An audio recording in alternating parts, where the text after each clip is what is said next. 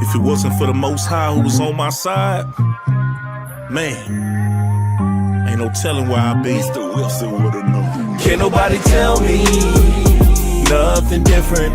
The Father's been good to me. So good to me. Yeah. Wave your hands if you feel me.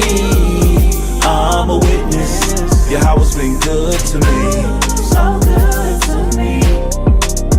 Every morning that I rise, I thank Yahweh that I'm living. Keep my enemies at bay and never leave without my fringes. 1611 with me cause I'm on a mission. Talking sheep, I pay the cost, me and my lines really live it. I don't need no glory, you don't have to know my story. Glad I made it out this world cause this world was never for me. I thought that I was. If it wasn't for the Most High who was on my side, man, ain't no telling where I'd be. Mr. Wilson would've known. Can't nobody tell me nothing different. The Father's been good to me. So good to me. Yeah. Wave your hands if you feel me. I'm a witness. Yahweh's been good to me. So good to me. Every morning that I rise, I thank Yahweh that I'm living. Keep my enemies at bay and never leave without my fringes. 1611 with me cause I'm on a mission. Talking sheep, I pay the cost, me and my lines really live it. I don't need no glory, you don't have to know my story. Glad I made it out this world cause this world was never for me. I thought that I was. If it wasn't for the Most High who was on my side, man, ain't no telling where I'd be. Mr. Wilson would've known. Can't nobody tell me nothing different. The Father's been good to me.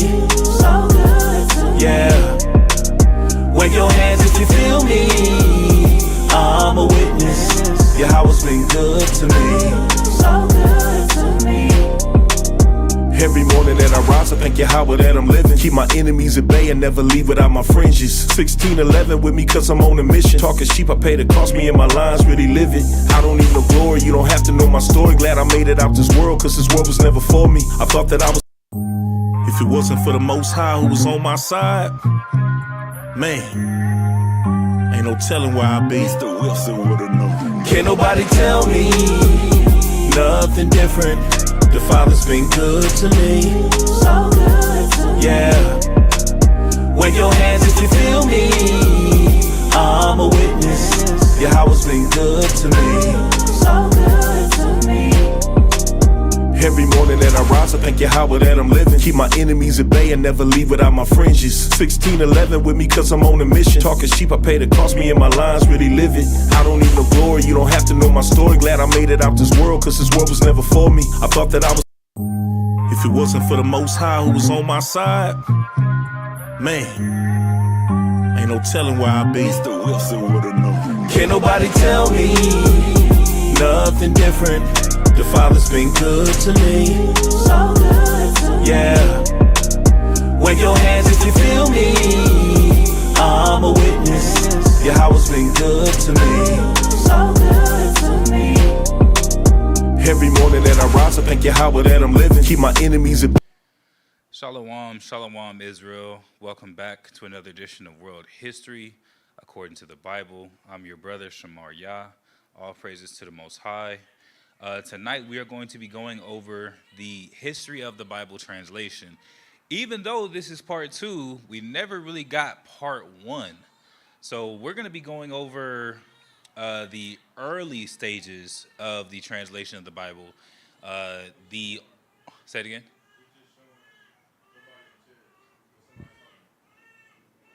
It might be delayed. Let me see.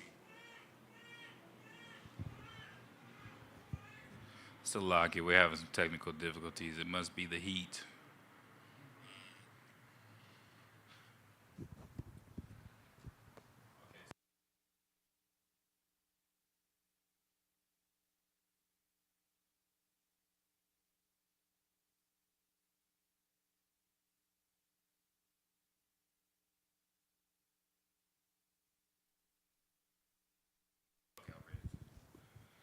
So tonight we're going to be going over the history of the Bible. Again, particularly some of the earlier stages of the transliterations, the translations, the books, things of that nature. It's going to be a lot of PowerPoint. So go ahead and take me over to the PowerPoint, please. A lot of information. Yes. There we go. So, the history of the Bible. Appreciate you. All praises. Before we get into it, let's get a quick scripture. Isaiah chapter 28. And we are going to get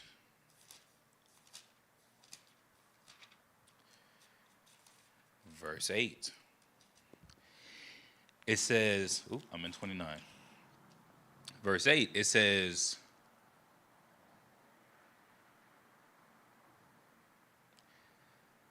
Salakia, verse 9. Whom shall he teach knowledge, and whom shall he make to understand doctrine? Them that are weaned from the milk and drawn from the breast. For precept must be upon precept, precept upon precept, line upon line, line upon line, here a little and there a little. So this is the understanding of how the actual Bible is to be read. Precepts in different locations, in context, of course, right? In context. But you see a lot of cross references from the beginning to the end of the Bible that are referenced in relation directly to what a prophet, however many years prior or after, was writing about, right? Verse 11, for with stammering lips and another tongue will he speak to this people.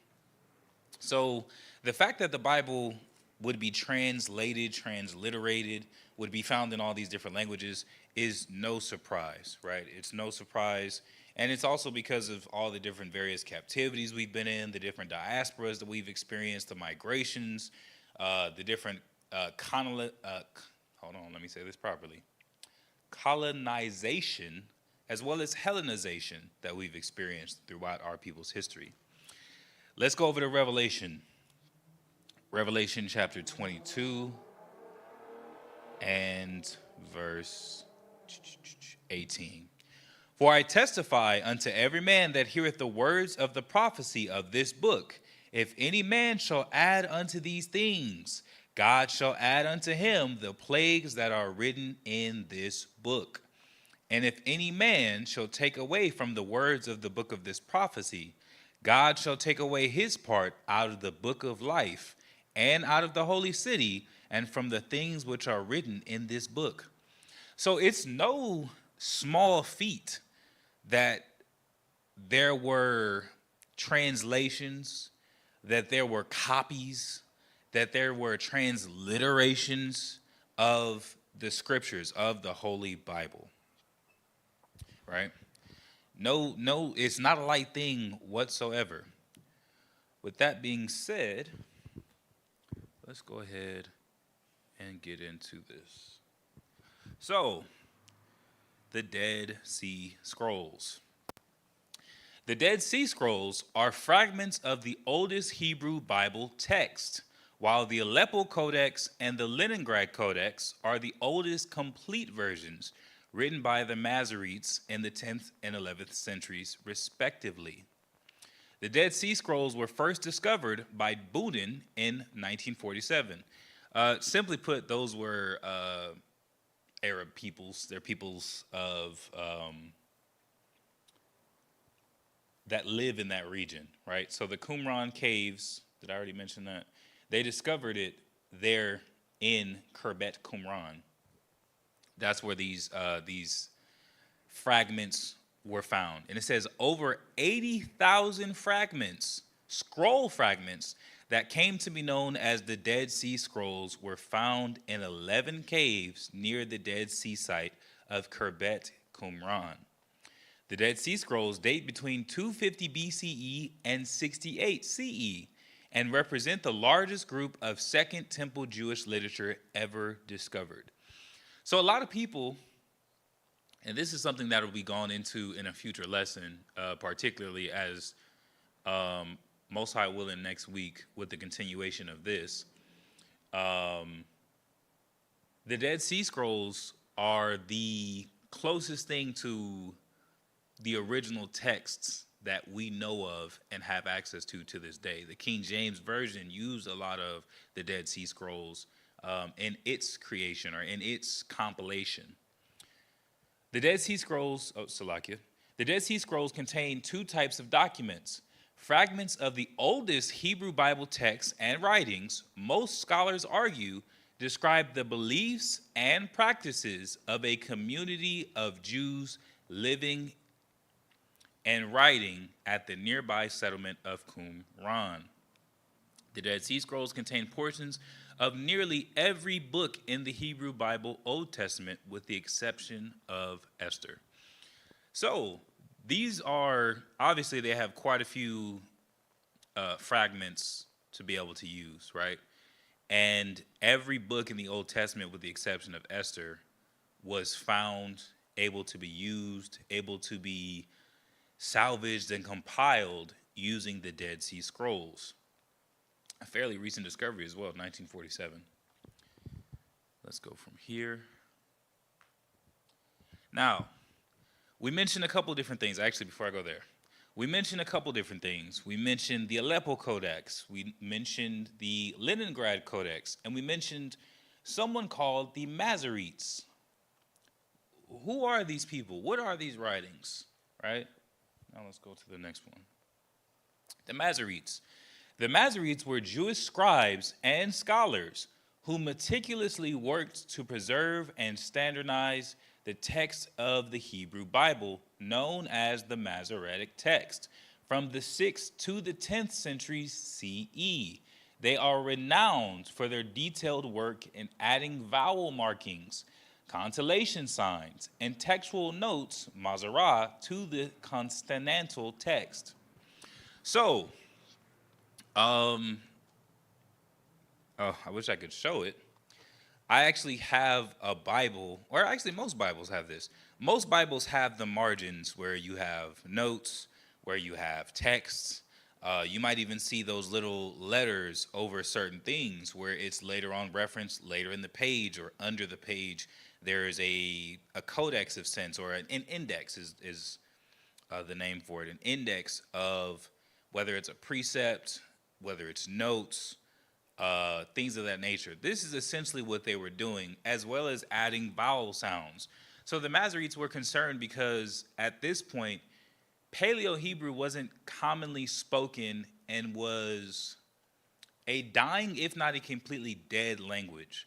So in an effort to preserve the original meanings of the text, they started adding vowel sounds into the words so that you could still be able to properly enunciate and to understand the words that were being spoken, the names that were being used, as well as even some of the messages that were being conveyed, simply because without vowels, you might get a completely different word, especially when you're dealing with English. The word Masorete itself means tradition. So that word simply means these are like the traditionalists, right? The word itself, the name itself, simply means tradition. They were adhering to the tradition of the scriptures, of what was written in the Bible, and to preserve the texts. Based primarily in the Jewish centers of Levant, Tiberias and Jerusalem in Mesopotamia, Sura and Nahardea, each group compiled a system of pronunciation and grammatical guides in the form of diacritical notes, nigud, on the external form of the biblical text in an attempt to standardize the pronunciation, paragraph and verse divisions, and constellation of the Hebrew Bible. So when you were looking at the original scrolls, I don't have the images, but you can look up the Dead Sea Scrolls. You'll see that it's a page of just constant text, right? It's a page of continuous information, so to speak. The Bible that we see before you has, not only does it have books, right? I'm actually looking at the book of Matthew, right? The book of Matthew is divided into chapters. All of the books of the Bible at this point are divided into chapters, divided into verses, with separations between each chapter, each verse. There's a distinguishment within the text. That was essentially what the Masoretes were doing. That was one of the things that they were doing, right? So when you look at the Bible that we have today, there was no, this is not what our forefathers were using. This is not what the Levites were using, what the scribes were using.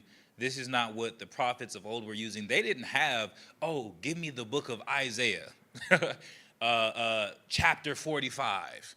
They didn't have, give me the book of Deuteronomy, chapter 6. They didn't have that, right?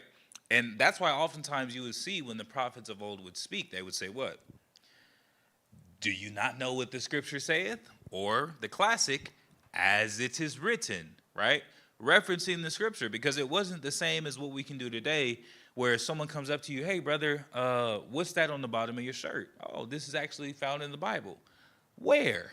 You can find it in Numbers chapter 15, 37 through 41. You can also find it in Deuteronomy 22 and 12.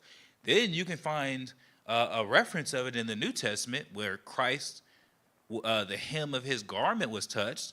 Look up what that hem is in the original text. They didn't have that. So they would have to reference the scriptures as it is written. Doth not the scripture say? Do you not know what it says in the text? Things of that nature. Where were we? It says each group compiled a system of pronunciation and grammatical guides in the form of dialectical notes, nigued on the external form of the biblical text in an attempt to standardize the pronunciation. I did not put it in the PowerPoint. Let me see if I can find it and read it. Oh, I might just have to reference it. Another thing that they did was they had a very specific way with how they divvied up even the spacing. It was a very meticulous process, right? These weren't just random guys coming together. These weren't just homies that were like, hey, man, let's get the Bible together. Let's throw something on the grill and have us some wine. Let's chill over the weekend and we'll just translate the whole Bible. That's not the case. There was a very meticulous process that they did as scholars, right? These weren't just even everyday average dudes. These were scholars.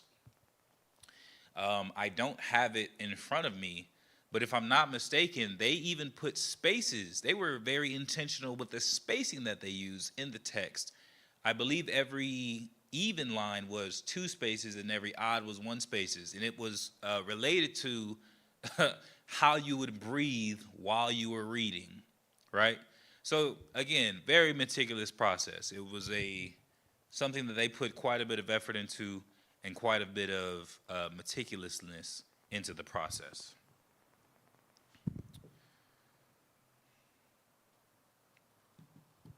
So, we're talking about the Masoretes, Masoretic text.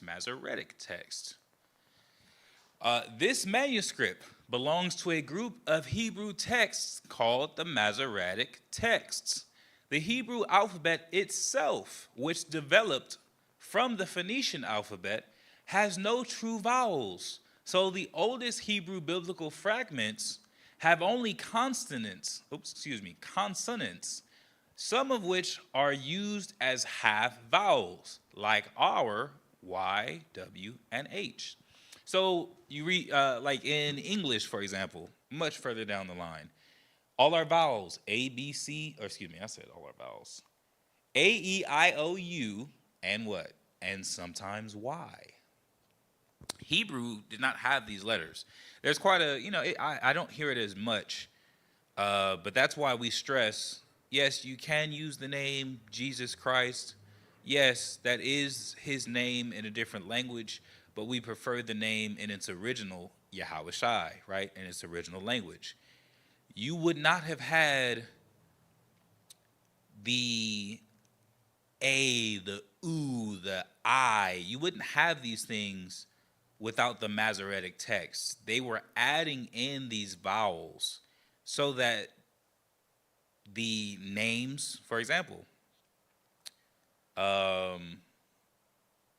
Ezekiel, Yakazak, Jacob, Yaquab. You wouldn't have those same vowels that we have today that have these names sounding the way that they do. That was not the case. So they were adding in these vowels so that it could be understood. Sometime in the Middle Ages, a group of scholars called Masoretes became interested in developing a system for marking the vowels. They were concerned that the pronunciation of the words might be lost since Hebrew was no longer a spoken language. So by this point, that also puts things in perspective. We were already so disconnected, right? We're talking, what, 2,200 years ago? And Hebrew was already essentially a dead language. It was already something that was not being commonly used, if at all. 2,200 years ago, and this was their concern 2,200 years ago, somewhat, or some 2,200 years ago.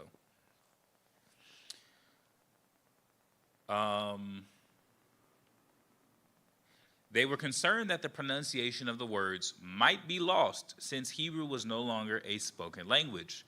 Besides vowels, they also wanted a way of marking punctuation, accents, and the musical notes used when the biblical text was chanted in the synagogue. So, obviously, that goes into some more of the more commonly what you see, the Jewish practices where they go in the front and, they're chanting. That's what their spaces were for. That's what they were adding commas, punctuation to indicate pauses, things of that nature, because they commonly chant the scriptures. The Masoretes were also interested in copying the biblical text very carefully so that it would be preserved from generation to generation. The way they tried to ensure this was the use of notes in the margins. So again, looking at a King James Version that's right in front of me, I have notes in my margins. Some are precepts, some are informational, but this was what they were developing way back when. The way they tried to ensure this was the use of notes in the margins. And the margins beside the biblical verses, they put little letters as symbols.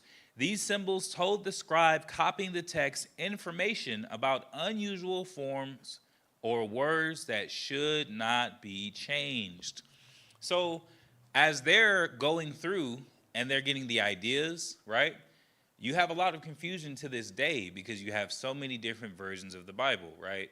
Oh, you got the KJV, the NIV, you got this version, that version. And when you look at the words that are used, matter of fact, you can take it a step further, but when you look at the words that are used, obviously the KJV is more so modeled after Old English. Thou shalt not, thee, thy, peradventure, things of that nature, right? Then you have versions of the Bible that, such as the NIV, because that's a really popular one, and people prefer the NIV because it's supposed to be the scriptures and have the same ideals and concepts, simply written in a more modern English. But they're actually missing scriptures entirely. And there are times where using a different word obviously changes the entire meaning or the ideal conveyed in that scripture as a whole, right? It says, for instance, they might put a circle over a word that occurred nowhere else in the Bible. If it's a very particular, matter of fact, let's see if I can pull up a quick example for that.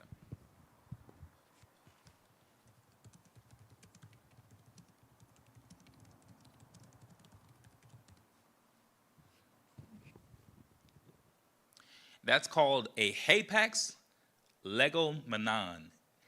A hapax legomenon is a word that appears only once in a given text. In the Bible, there are approximately 3,400 legomena, which make up about 25% of the total vocabulary. These words can be challenging to translate and understand because their meaning is not readily apparent from other occurrences in the text. So last night's lesson, we spoke about the Trinity, right? And so you have the word God that is used repeatedly through the scriptures. Another one is the word Lord. However, there are times where the word God is referencing the Most High God, Yahweh. There are times where God simply means to be a force or a power, like in Psalms 82 and 6, ye are gods. There are times where it means Alahayim, H430, such as in Genesis 1:1, and God said, right? But the way that you can identify these words is because they're used so many other different times. You're going to say, oh, well, here it says ye are gods. That must not mean that we are all the Most High God himself. That's impossible. But then you see where the Lord God, right? You see this reference so many different times. You have an idea of how to differentiate who's being spoken of or who's being spoken to. However, in these instances, they basically annotated, hey, don't change this word. Don't try to translate this into something different. Don't try to translate this into something a little easier understood or something that's more relatable. Don't take this and put it in, something that you can recognize today. This needs to stay the same. Here's a few examples of hapax legomenon. Gopher wood, Genesis 6:14. The word gopher appears only once, and its exact meaning is unknown.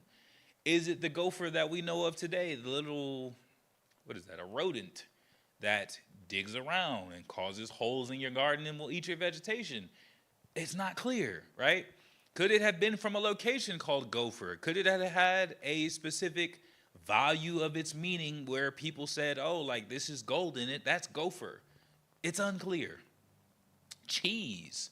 The Hebrew word giv'ena for cheese appears only once in the Bible, though it's a common word in modern Hebrew, in the Yiddish. Glass, right? Master builder, arrow snake, completely graced one. There's quite a few different examples where there are words that appeared only once, and if you were to have changed that word into something different, you would have basically lost the concept or the understanding of what that was entirely. So gopher wood being one of those. Think about all the different types of wood that we know of today. More than likely, one of them is gopher wood, right? But which one is unclear. Is it cedar? Is it pine? Is it redwood? Is it this? Is it that? Unclear. So the Masoretes, in their works in translating the scriptures, they would circle a word, hey, scribe, when you translate this, when you copy this, make sure you don't add anything, you don't take away anything, you don't do anything to this word, because we're not entirely sure what this is going to mean or how much will be lost if you change it. So leave this as it is. It says, for instance, they might put a circle over a word that occurred nowhere else in the Bible. In the margin, they would then put the letter I, which told the scribe, yes, this is a unique word. This is a, go back to it so I don't miss, a hapax legomenon. Only found once. Don't change that.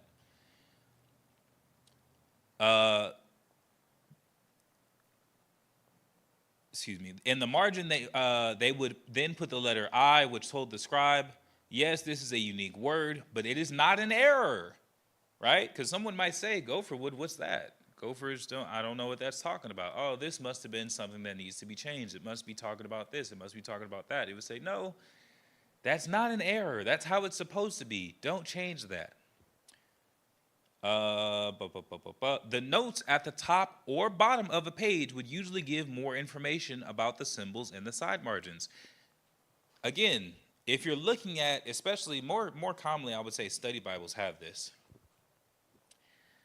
I'm just going to read an example. Unfortunately, I'm not able to pull it up at the moment, but I'm just going to read an example in my actual Bible. And well, you know what? No, I'm not, because it's not going to really convey the message if I can't show you.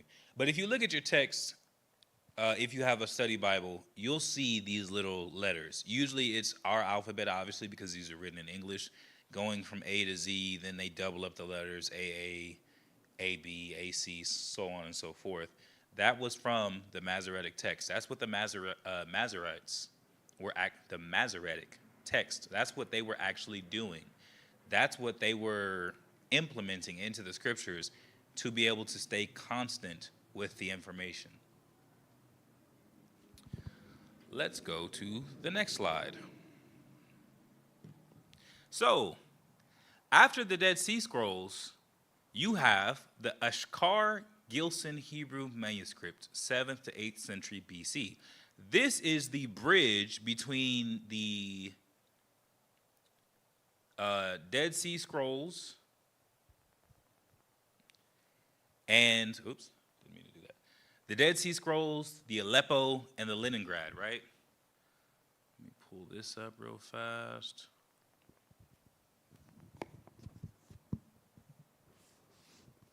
So, this is just a little information here. It says, no, the Ashkar-Gilson manuscript predates the Aleppo Codex. So this is from the Dead Sea Scrolls to the Aleppo. You have the Ashkar-Gilson Hebrew manuscript.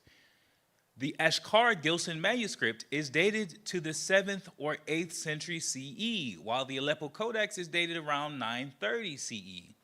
The Ashkar-Gilson manuscript is considered a crucial missing link in the transmission of the Hebrew Bible, filling the gap between the Dead Sea Scrolls and the later Leningrad Codex and Aleppo Codex.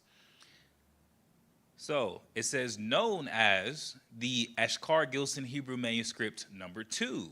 The text is a remnant of a Torah scroll from the 7th or 8th century CE and contains a crucial section of the book of Exodus. Although the fragment came to light more than 3 decades ago, it was disregarded by scholars and remained unpublished. But a recent analysis shows that this damaged sheet fills a gap in our knowledge regarding the transmission of the biblical text. Found in Beirut, Lebanon, by Fawd Ashkar and Albert Gilson in 1972, the Ashkar-Gilson manuscript might have originated in the Cairo Geniza. The Ashkar-Gilson manuscript is dated to the 7th or 8th century CE, while, we read that. The Ashkar-Gilson manuscript is considered a crucial missing link. So, let's talk about the Aleppo Codex, right? The Aleppo Codex is the oldest Hebrew Bible that has survived to modern times. Was created by scribes called Masoretes in Tiberias, Israel, around 930 CE. So this was the work of the Masoretes. This was the actual or the result of the production of what they were doing. It is known as the Aleppo Codex. The Aleppo Codex, as such, the Aleppo Codex is considered to be the most authoritative copy of the Hebrew Bible. The Aleppo Codex is not complete, however, as almost 200 pages went missing between 1947 and 1957. So, it wasn't, and this is the unfortunate reality, that wasn't even from maybe it was from thievery, but Most High willing, next week we'll be starting to go over the Balfour Declaration, the creation of the Jewish race. When that was happening, you had a big push for something called Zionism, right? The belief that the Jewish, right, not the real Jews, should return to their land, and that it was their rightful place. However, you already had a lot of Arab families living in that area. So there was a differentiation and basically a barrier put up so that there would be Jewish areas and there would be Arab areas. In 1947, this was kind of like when there was a really big push for Zionism, a really big push for the founding of Israel as its own country, a really big push for the Jewish people to return to the actual location of what is now known as Palestine. And so, logically, there were massive clashes of Arab and Jewish peoples, one of which took place in Aleppo. And unfortunately, in the conflict in Aleppo, the Aleppo Codex itself was damaged, right? So, could that have been, a plot of some government to destroy some of those pages and using the chaos as a smokescreen? Absolutely. But What it really was, we will never know. But about 200 of those pages went missing during that time on account of that conflict. The Aleppo Codex, the oldest Hebrew Bible in existence today, is so named because it was housed for half a millennium in Aleppo, Syria. So this is when you actually had a book, right? So we talked about the Masoretes, the fact that they were the annotations, the punctuation, the vowels. This was the production of their work, and it was an actual book. Okay, so it's not all these different scrolls. It's not this massive sheet of paper with 10,000 words on it, and it's not broken down into chapters or sections, and it's just one continuous read. It was no longer like that. Now it's an actual book. It's got pronunciation. It has vowels. It has what do you call that? It has markings, notes, annotations, things of that nature. The Codex, also known as the Crown of Aleppo. While the Dead Sea Scrolls, which are 1,000 years older than the Aleppo Codex, contain books from the Hebrew Bible, the scrolls lack vowels, as was the tradition in ancient and modern Hebrew, as well as a discussion of different textual problems and their solutions. The Aleppo Codex features both vowel markings and marginal notations. So again, all of the things that the Masoretes that they were doing, it's here in the Aleppo. Appearing in Aleppo, Syria, sometime in the second half of the 15th century, the Aleppo Codex was preserved nearly intact in a synagogue for centuries until the 20th centuries. And again, that's when that conflict took place. Up until that point, it was complete. Up until that point, it was not missing those 200 pages. But after the conflict in Aleppo, that's when quite a few of those pages went missing. And now you have the Codex, but you have it with a large gap. So, after the Aleppo Codex, you have the Leningrad Codex. The Leningrad Codex, or, hold on now, Leningradensis, is the oldest complete Hebrew Bible still preserved.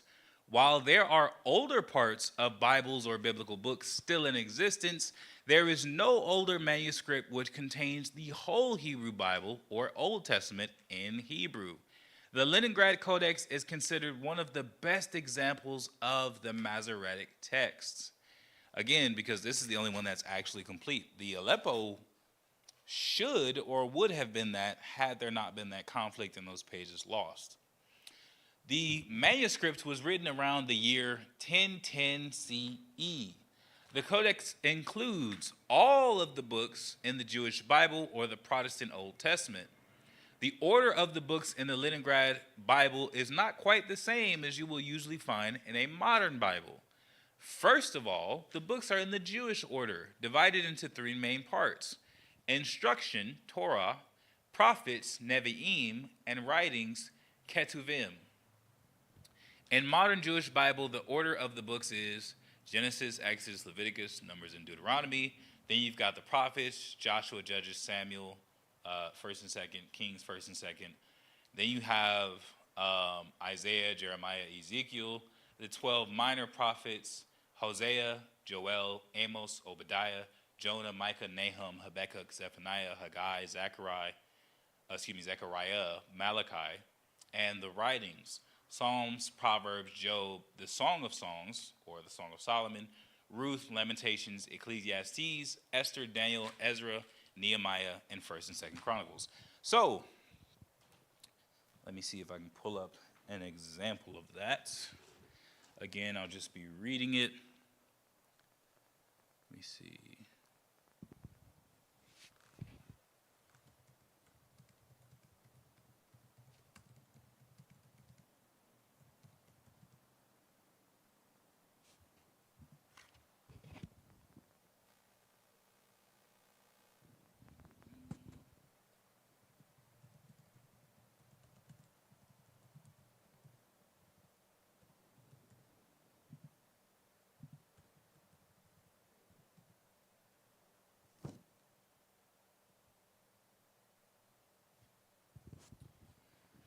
Let me see. I might not pull. Let me see. Well, nonetheless, there were certain prophets whose books are fairly far apart, but the actual time where they were alive was a lot closer, or they were part of the same captivities. So that's how more so the Leningrad is written, but not the modern Bible, right? The modern Bible has kind of been divvied up, and it does make sense in the sense of reading, right? You've got Genesis, Exodus, Leviticus, Numbers, and Deuteronomy, which the vast majority of the entire law is found, right? The Torah, or the instruction. Then you have the prophets, Joshua, Judges, 1st and 2nd Samuel, 1st and 2nd Kings, Isaiah, Jeremiah, Ezekiel, right? Again, when you're reading it and you're getting their experiences, their stories, you're getting the history from, one prophet to another, from one kingdom to another, from one captivity to another. It lines up. It's smooth, right? Then you have the minor prophets, same thing. And then when you get down to the writings, a lot of instructions, with the exception of, like, for example, Psalms, Proverbs, Job, you have a lot of those that it's almost like a smoother read, so to speak, because you're going from instruction to instruction. You're going from writings to writings, right? That was just the idea and how it's structured. Okay. So, this was hopefully a good amount of information to give you an introduction to how the history of the Bible was translated from, again, the Aleppo to the Leningrad to the Bridging the Gaps to the Dead Sea Scrolls. As time progresses, in next week's lesson, we'll be going over from the Leningrad to the Great Bible, the Holy Bible, the Geneva Bible, the Septuagint, right? The transliteration and the introduction of new languages, not just Hebrew as it is, and as it was translated from the Old Testament. With that being said, Israel, I appreciate you for tuning in. All praises to the Most High God. We give all praise, honor, and glory to the Most High. Hopefully, again, this has been informative. And with that, we say Shalom. If it wasn't for the Most High who was on my side, man, ain't no telling where I'd be. Mr. Wilson would've known. Can't nobody tell me nothing different. The Father's been good to me. So good to me. Yeah. Wave your hands if you feel me. I'm a witness. Yahweh's been good to me. So good to me. Every morning that I rise, I thank Yahweh that I'm living.